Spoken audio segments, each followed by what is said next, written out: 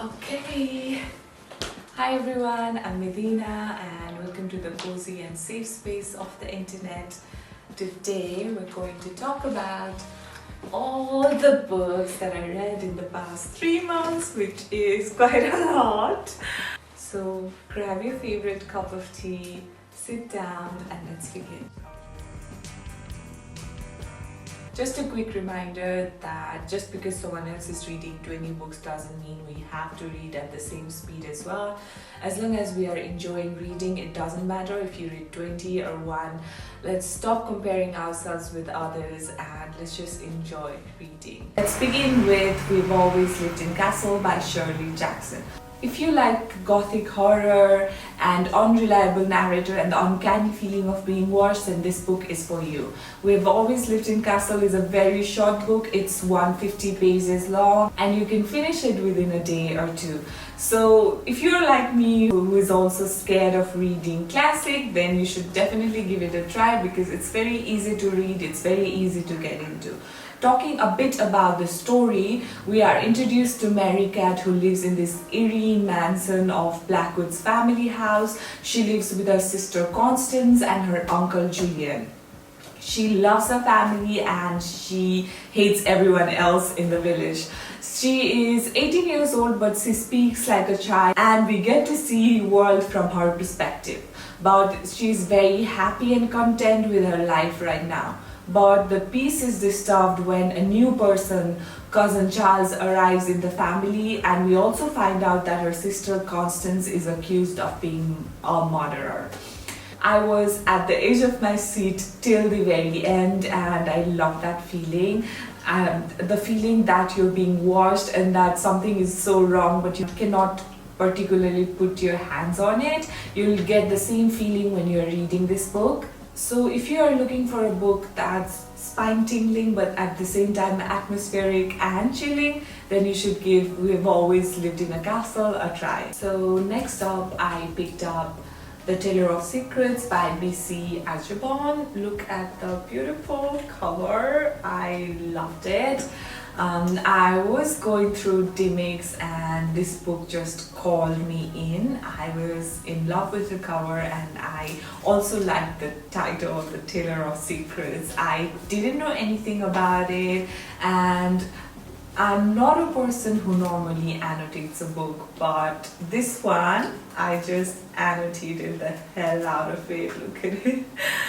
So the story is about our main girl Ishi. This is a coming of age story that explores various themes like identity, self-discovery, the power dynamics within families, while shedding light on silencing of the female voices and resilience needed to overcome such challenges. While it deals with very complex character, I found it quite easy to read and easy to get into and I was hooked from the beginning. What I really loved about the story was the writing style. We follow Ishi from childhood to adulthood and when she is a child the writing style is very childlike and as she grows up the writing style becomes more mature. The book also talks about your first crushes, discovering your body, female friendships and the challenges of getting older. One of the most powerful part of the book was when Ishi realizes the power dynamics in her family and how women in her family are often silenced and put aside.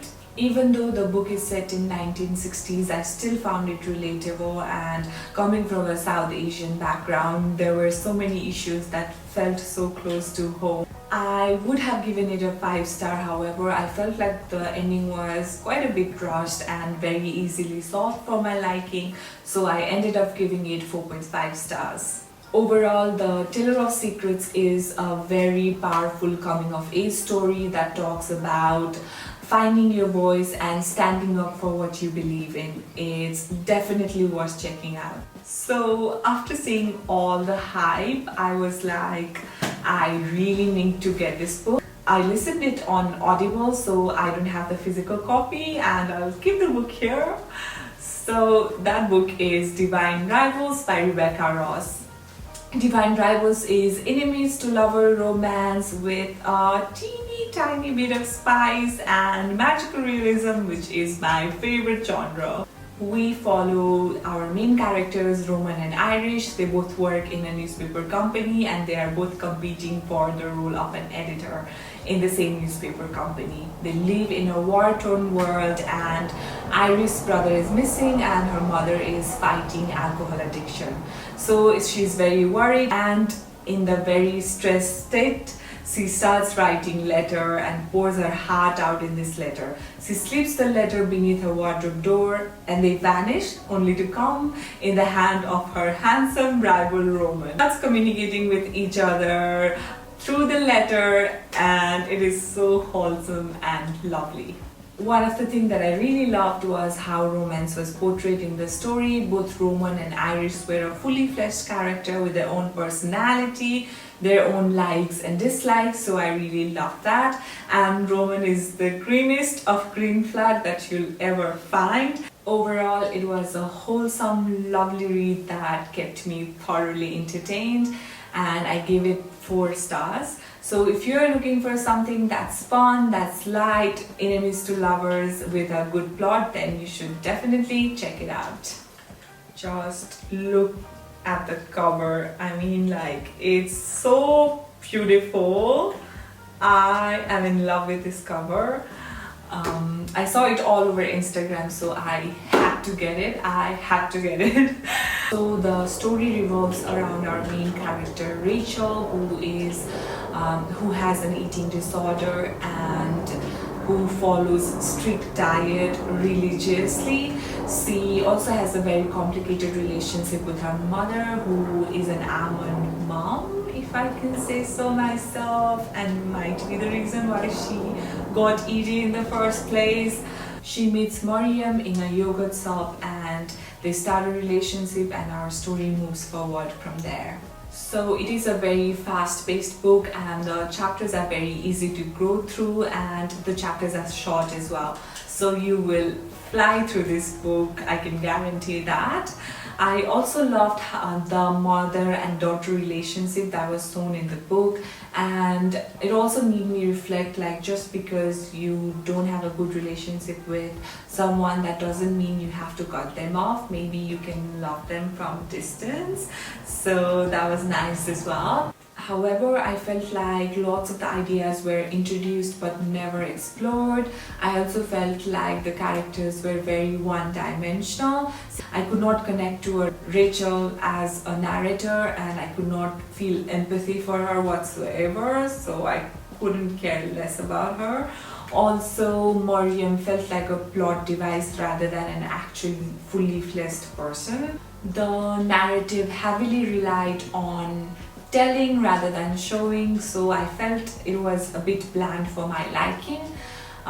Despite the accurate representation of eating disorder, I still felt like the story I could not connect to the story very much, so I rated it 3 stars. Next, I rate Bright Young Woman by Jessica Knoll. This is one of my favorite books that I read in 2024. I recommend it. I give it a 5 star. I've talked about it a lot in my previous videos, which you can see here.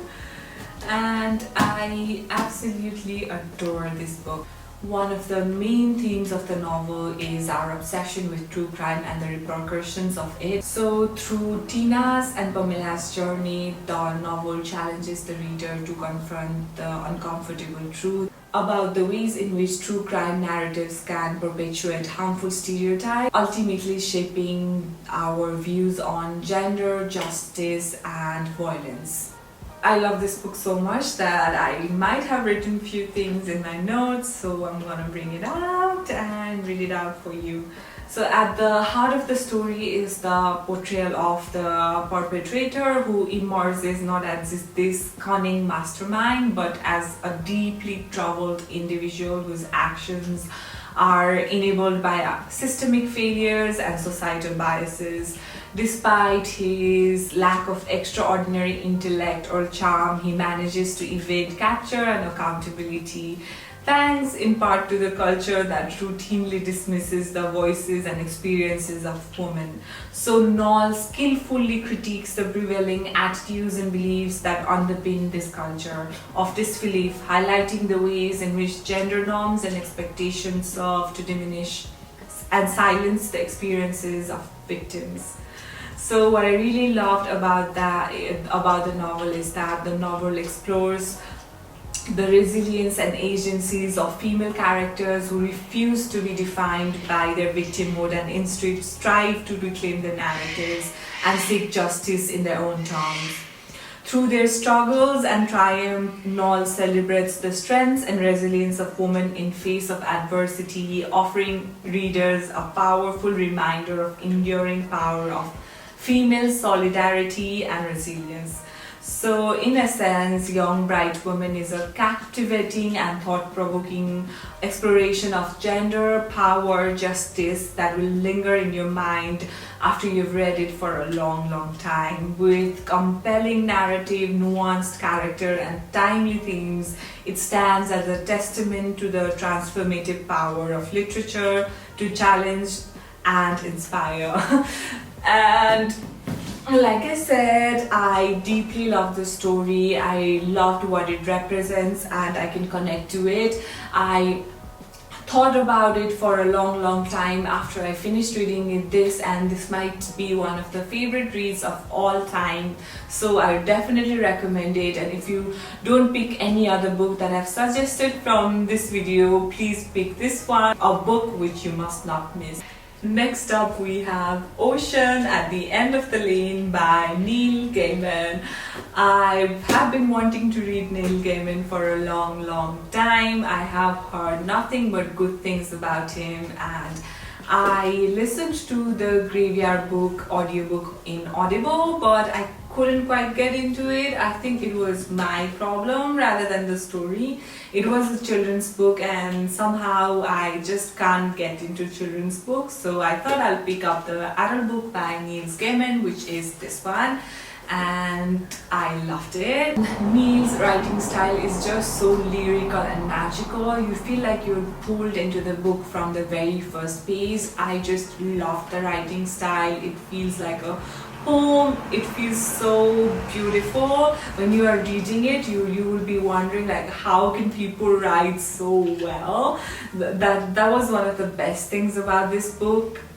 There is also the theme of magical realism in this book, which is one of my favorite genres, and it is a very short read. I think it's around, so the book is around 240 pages long. I was able to finish it within a day.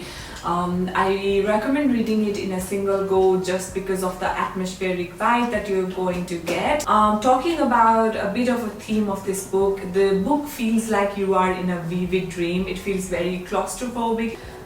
In this novel, we follow an unnamed narrator that returns to his childhood home for a funeral. There he revisits a farm where he has spent most of his childhood. This prompts him to recall the memories of his childhood when he was 7 years old. This book blurs the line between dreams and reality, and you will not be able to distinguish what is real and what's not. It will give you a very uncanny, airy, uncomfortable feeling. And most of the time, what I really loved about this book was the way it portrayed a child's imagination. When we are young, we feel so much for everything. Even small thing can have profound impact on us, and this book beautifully reflects that.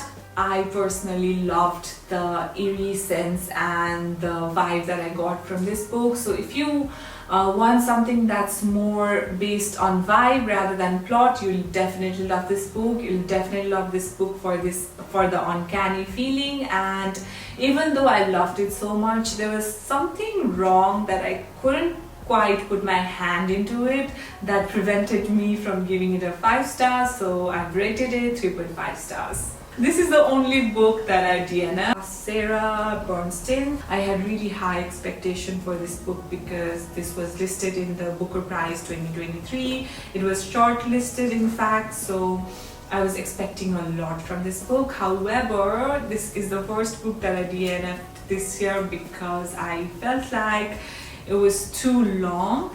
In the beginning, I was even annotating it and I kind of loved it for a hot minute. As I kept on reading, I just felt like the story was not going anywhere and I just did not enjoy the reading process.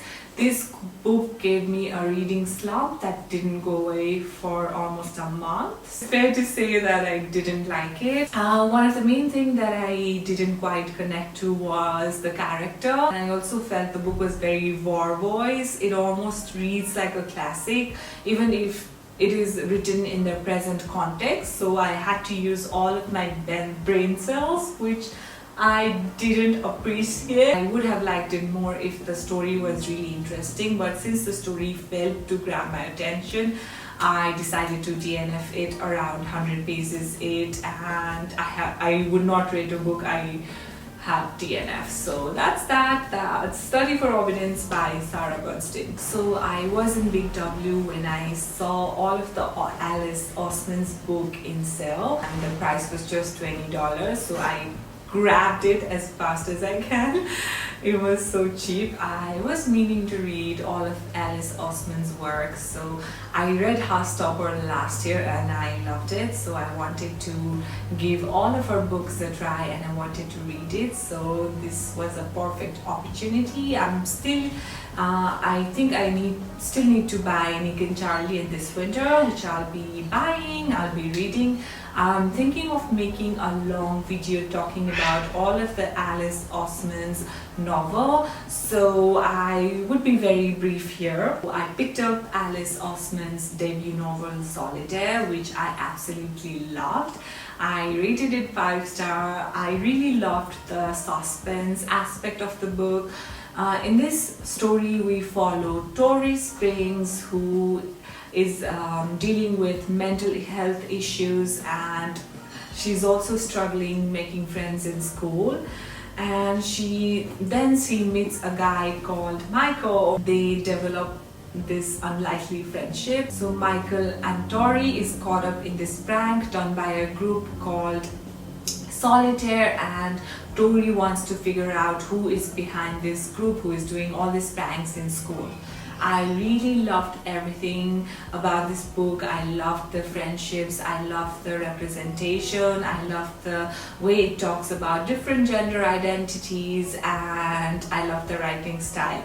And actually this book is written by a teenager talking about a teenager, and the teenager in this book actually talks like a teenager, if that makes sense. So it was very relatable, refreshing, and a good read. You can definitely give it a try. Then I picked up Radio Silence, again by Alice Oseman. I loved it. This book was really good. In all of the Alice Oseman novel, I love the gender representation, I love the representation of LGBTQIA, I love the friendship that is explored. And even though this is a young adult novel, most of the young adult novel that I read is focused on romance, but this one actually focuses on the platonic relationship between our main girl and our main guy. One aspect that really hit close to home was the theme of academic pressure. So Frances, which is one of the main characters of the book, is really this nerd who loves studying, but she also thinks like there is just studying and she cannot do anything else. But soon she figures out that there is much to life than books and school. And as someone who is an Asian and who was given lots of academic pressure to succeed, I really felt that and I loved it as well. So just a heads up that this book does tackle with lots of heavy topics, so be prepared, definitely check the trigger warning. But if you want something that's warm and fuzzy, that's easy to read, and that's like young adult, and that talks about friendship and gender identities, then you definitely like this book. I rated it 4 stars. So then I picked up Loveless by again Alice Oseman. This book follows Georgia, who has never kissed someone, who hasn't ever fallen in love, doesn't have a crush, so she is determined to find love and she's determined to kiss someone as she goes to college. But this is a story about her self-discovery, figuring out her gender identity. We with Georgia together figure out that she is asexual and aromantic. For me, it was very informative. I had never seen a novel representing asexual and aromantic characters, so this had a very good representation. Again, I love the themes of friendship. I love platonic relationship. Writing style is just so refreshing and so nice. So if you want something that's easy, fun, and that explores themes of friendship and gender identities, you definitely love this book. If you're here till now, thank you so much for hanging out with me. I really appreciate it. Consider liking and subscribing if you want. I hope you found something you like. I hope you found your next TBR, and I'll see you in the next one. Bye!